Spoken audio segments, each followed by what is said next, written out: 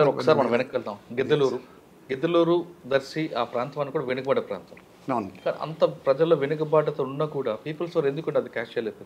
గిద్దలూరు ప్రాంతం మేము వెళ్ళే నాటికి బేసిక్గా 2 రకాల సమస్యల్ని మేము హ్యాండిల్ చేయాల్సి వచ్చింది. అక్కడ బురుజుపల్లి అని ఒక ప్రాంతం ఉంది.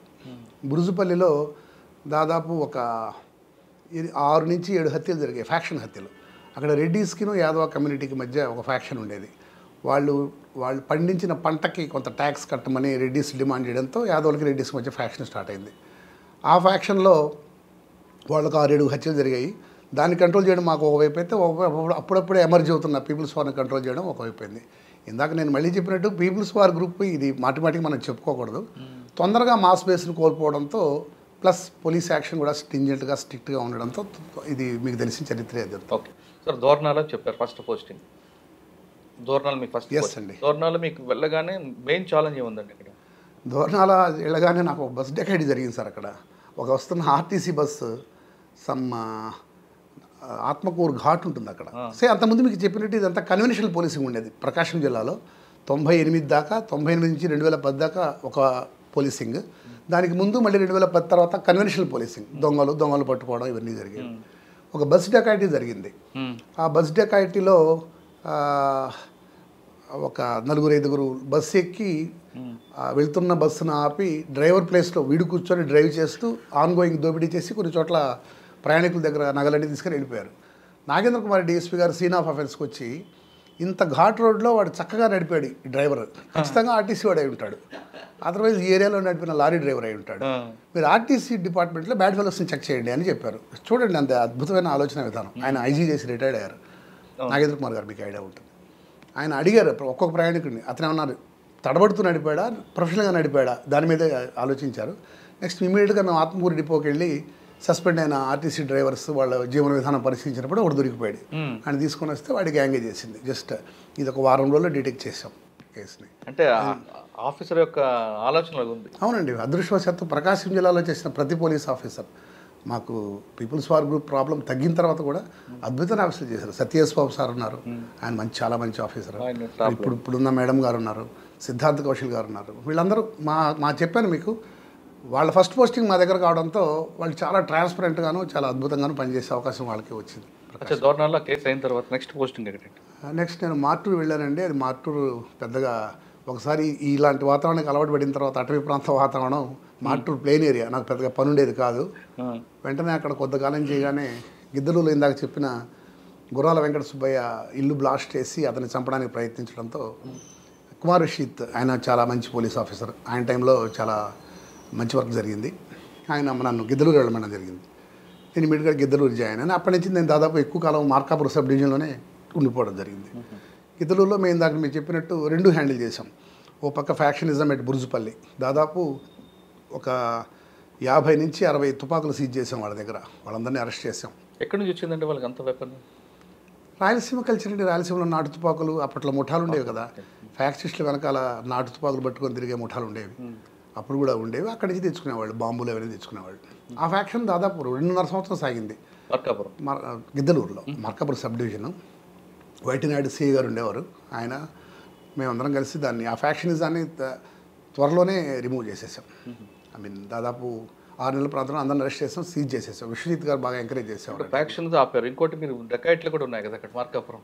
అవునండి, అక్కడ ఆ డెకాయిట్లు పీపుల్స్ వార్ ప్రవేశించిన తర్వాత అది బాగాయి. ఫారెస్ట్లో నక్సలైట్లు ఉన్న తర్వాత చాలా తగ్గుతాయి. స్మగ్లింగ్ కొంత తగ్గింది, take smuggling, red would sanders smuggling తగ్గింది. ఆ డెకాయిట్లు కూడా ఆగిపోయాయి కొద్దిగా. సార్ నల్లమల్లిలోకి మెటీరియల్ మనం తీసుకోవడానికి టెక్ మధు లాంటి వాళ్ళు మార్కాపురం, గిద్దలూరు, దర్శి ఈ పార్ట్ని ఎంచుకున్నారు. అవును, చాలాసార్లు ఇక్కడే నుంచి ఈ రూట్లో తీసుకెళ్తున్నప్పుడు పోలీసులు పట్టుకున్న వాళ్ళ మీద ఎక్కువ ఫోకస్ చేయకపోవడం వల్లే మెటీరియల్ అక్కడికి వెళ్ళింది అనే ఒక వార్త ఉంది. వాస్తవం అంటారు? మా వాళ్ళు ఈ మెటీరియల్ పట్టుకోవడంలో అద్భుతమైన పని చేశారండి. అకేశ్వరరావు అని ఒక సబ్ ఇన్స్పెక్టర్, ఇప్పుడు ఆయనకి యాక్సిడెంట్ అయ్యి హెల్త్ బాగాలేదు, ఎక్కడ బయట ఉన్నారు. ఆయన నాకు తెలిసి ఎస్ఆర్ఎంటీ ట్రాన్స్పోర్ట్లో వచ్చిన రాకెట్ లాంచర్స్, దాదాపు 200 రాకెట్ లాంచర్స్, రంగనాథ్ గారని ఒక గొప్ప ఆఫీసర్ ఉండేవారు మాకు. ఇప్పుడు ఆయన కమిషనర్, అడిషనల్ కమిషనర్ చేస్తున్నారు తెలంగాణ. రంగనాథ్ గారు యాక్చువల్లీ రంగనాథ్ గారు బాలసుబ్రహ్మణ్యం గారికి ముందు తర్వాత అలాగే చెప్పుకోవచ్చు. రంగనాథ్ గారు మార్కాపూర్ ఓఎస్డీగా ఉన్నప్పుడు అద్భుతమైన ఇన్పుట్స్ వచ్చేవి ఆయనకి. ఆయన మాకు రావడం కాకుండా ఆయనకి వచ్చేవి. ఆయన అకేశ్వరరావు చేత మంచి వర్క్ చేయించాడు. ఎస్ఆర్ఎంటీలో దాదాపు 200 లాకెట్ లాంచర్లు పట్టుకున్నాం. అట్లానే వాళ్ళ యూనిఫామ్స్, వాళ్ళ మిగిలిన మెటీరియల్ అంతా ఎర్రగొండపాలెంలో ఒక ట్రాన్స్పోర్ట్ కంపెనీలో పట్టుకోవడం జరిగింది. ఆ వర్క్ కూడా జరిగిందండి. మీరు చెప్పినట్టు మొదట కొంత 95కు ముందు కొద్దిగా స్తబ్దత ఉండేది. 96, 97 తర్వాత పోలీసులు they took back the fight in to jungles. మన వాళ్ళు కూడా రంగనాథ్ గారికి ముందు, రంగనాథ్ గారి తర్వాత చెప్పండి ఒకసారి. నేను చెప్పేది దళ చర్యలతో పాటు పోలీస్ యాక్షన్ కూడా చాలా స్విఫ్ట్గా ఉండింది రంగనాథ్ సార్ వాళ్ళ టైంలో. అంతకుముందు కొద్దిగా స్తబ్దత ఉన్నమాట వాస్తవం, ఎందుకంటే దళ చర్యలు కూడా పెద్ద లేవు. అప్పుడు ఎస్పీ బాలసుబ్రహ్మణ్యం గారు. అవునండి, బాలసుబ్రహ్మణ్యం గారు ఎస్పీ, రంగనాథ్ గారు ఓఎస్డీ. అంటే అప్పుడు బాగా మూమెంట్ ఎక్కువ ఉండేది. అవునండి, ఆ టైంలో వాళ్ళ మూమెంట్ ఉంది. మన వాళ్ళు కూడా మన స్పెషల్ పార్టీస్ ఈ మెనెస్ ఎండ్ కావడానికి, ఇది అంతరించడానికో లేదా ఒక చెక్ పెట్టడానికి లేదా ఆగిపోవడానికి అందరూ కారణమండి. మా స్పెషల్ పార్టీ కానిస్టేబుల్ అదే టైంలో బ్యాంక్ రాబరీ జరుగుతుంది, కార్లో వస్తుంటారు. ఒకసారి ఆ కేసు చెప్పండి. బ్యాంక్ రాబరీ ఆ టైంలో నేను గిద్దలూరు సెకండ్ టైం చేస్తున్నానండి. రాజశేఖర్ బాబు సార్ అక్కడ ఇది డిటెక్ట్ అవడానికి కారణం ఆయన. ఈ కేసు డిటెక్ట్ కావడానికి రాజశేఖర్ బాబు ఓఎస్డీ గారు, ఇప్పుడు ఐజీ గారు ఉన్నారు కదా, వారి కారణం. ఆయన ఇప్పుడు నంద్యాల ఓఎస్డీగా ఉండేవారు, ఈ పక్క ఓఎస్డీగా రంగనాథ్ సార్ ఉండేవారు. వాళ్ళిద్దరు అటు వెస్ట్ ఒకరు ఈస్ట్ ఒకరు ఉండేవారు. బ్యాంక్లో ఒక బ్యాంక్ ఆఫ్ ఏదో రాజస్థాన్, బ్యాంక్ ఆఫ్ బరోడా గ్రామీణ బ్యాంక్ అనుకుంటా, మా బ్యాంక్ నుంచి వస్తుంటే అది ఇంటి దొంగల పనే. అప్పటి దాన్ని దాదాపు ఒక 1 డే లోపే ఆయన రాజశేఖర్ బాబు, ఆయన టెక్నికల్గా చాలా కాంపిటెంట్ ఆఫీసర్, ఆయన దాన్ని డిటెక్ట్ చేయగలిగారు. ఆయన లీడ్ ఇస్తే పట్టుకొని వచ్చేసాం. ఓకే, మార్కాపురం తర్వాత ఎక్కడికి వచ్చారండి? నేను గిద్దలూరు నుంచి వేటపాలెం వెళ్ళానండి. వేటపాలెం మళ్ళీ మీరు ఇందా చెప్పినట్టు ప్లెయిన్ ఏరియా. వన్స్ ఒకసారి ఫారెస్ట్లోంచి వెళ్ళి మళ్ళీ ప్లెయిన్ ఏరియాలో పడితే will be feeling out of rowdyism ఎక్కువ కదండి, ఫిష్ అవుట్ ఆఫ్ వాటర్. ఎక్కడండి? వేటపాలెం రౌడీజం పెద్దగా ఉండేది కదా. వేటపాలెంలో నాకు ఒక అద్భుతమైన ఎన్కౌంటర్ జరిగింది. వేటపాలెంలో ఇట్లానే మీ డెకాయిటీ జరుగుతుంది. అక్కడ ఒక చినగంజా మండలంలో కొలసనకోట అని ఒక ప్రాంతం ఉంది.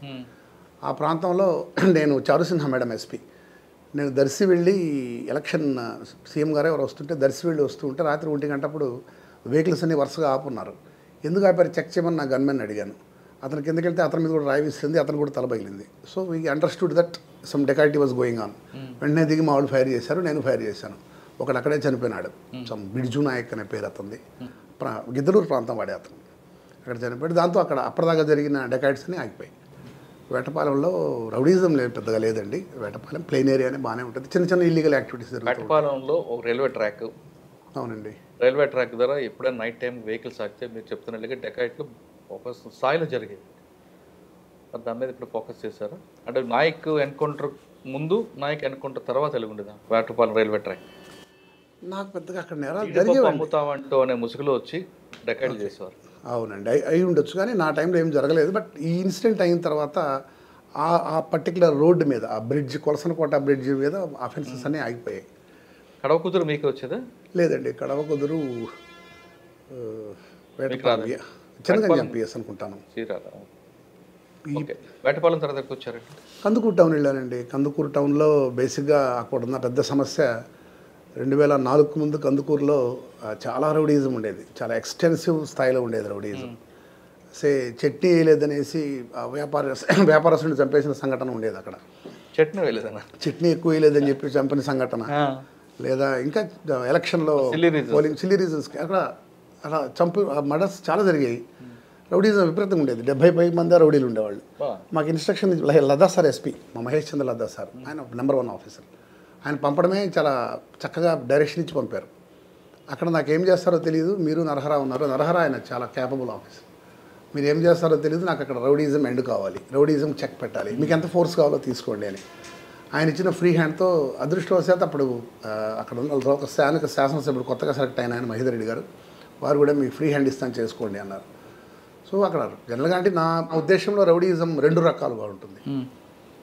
ఒకటి చిన్నప్పటి నుంచి అనేక కష్టాలు పడుతూ లేదంటే మొట్టికాయలు తింటూ జీవితంతో అనేక వాస్తవ పరిస్థితులు ఎదుర్కొని వచ్చినవాడు రౌడీగా ఉంటాడు, వాడు మారడు. ఎందుకంటే అతనికి ఆ రౌడీజంలో ఉన్న దాన్ని, ఆ హ్యాపీనెస్ని అతను కంటిన్యూగా ఎంజాయ్ చేస్తూనే ఉంటాడు. రెండో రకం రౌడీజం ఆధిపత్య భావజాలం వల్ల వస్తుంది. ఒక ప్రాంతం వాడినందువల్ల, ఒక వర్గం వాడినందువల్ల, లేదా ఒక గ్రూప్ వాడినందువల్ల. కందుకూరులో అలాంటిదండి. వాళ్ళని పెద్ద బెండ్ చేయడానికి పెద్ద కష్టపడనక్కర్లేదు. పోలీస్ స్టేషన్ తీసుకొచ్చి కౌన్సిలింగ్ ఇస్తేనో, వాళ్ళ ఇంట్లో వాళ్ళ ముందు గట్టిగా అతన్ని మందలిస్తేనో, లేదా 2 దెబ్బలు వేస్తేనే వాళ్ళు మారిపోయారు రౌడీలు. కానీ శ్రీరామ్ గారు పబ్లిక్లో కొట్టడం ఎక్కువగా చేసేవారని, సోషల్ పనిష్మెంట్ ఎక్కువ ఇచ్చేవారని కందుకూరు చెప్తుంటారు. అదే సార్, ఆ కాలంలో అలా ఉన్నింది. అది ఒకటే రౌడీజం కంట్రీ. అది ఇప్పటికీ మా అక్కడ లోకల్ ప్రజలందరూ అంటారండి, మీ కాంబినేషన్లోనే నరహర గారు మీరు చేసిన కాంబినేషన్ మేము హ్యాపీగా ఉన్నాం. ఇన్ఫాక్ట్ 9 గంటలకు లైట్లు ఆపేసి అందరూ వాయిస్ చేసి ఇంటికి వెళ్ళిపోయేవాళ్ళు. అక్కడ 9 o'clock నైట్ తిరగకూడదు కదా. అవును, నైట్ తిరగకూడదట. 9 o'clock మేము వెళ్ళిన తర్వాతే ఇన్ఫాక్ట్ నరహరి గారు మాకు ఇచ్చిన అద్భుతమైన దాన్ని ఏమంటారండి, ఆయన సపోర్ట్ చేశారు. సరే, మీకు ఆ ప్రాంతంలో రౌడీలో ట్రబుల్ షూటర్ ఎవరు? నాకు అక్కడ పేర్లు గుర్తులేవండి. నాకు యాక్చువల్గా పేర్లు గుర్తులేవు. దాదాపు 2004 ప్రాంతం అది. కొంతమంది చనిపోయారు, కొంతమంది కోటేశ్వరరావు అని ఎవరో ఉండేవారు, నాకు గుర్తులేదు. కానీ అందరూ మారిపోయారు. ఇప్పుడు వాళ్ళు చదువుకుంటున్నారు, వాళ్ళ పిల్లలు బాగా చదివించారు, ఇప్పుడు బాగానే ఉన్నారండి వాళ్ళందరూ. నేను మళ్ళీ మన అక్కడ ఇన్స్పెక్టర్గా చేశాను అవునా 1.5 year. మళ్ళీ వెళ్ళేసప్పటికి పరిస్థితులన్నీ మారిపోయాయి.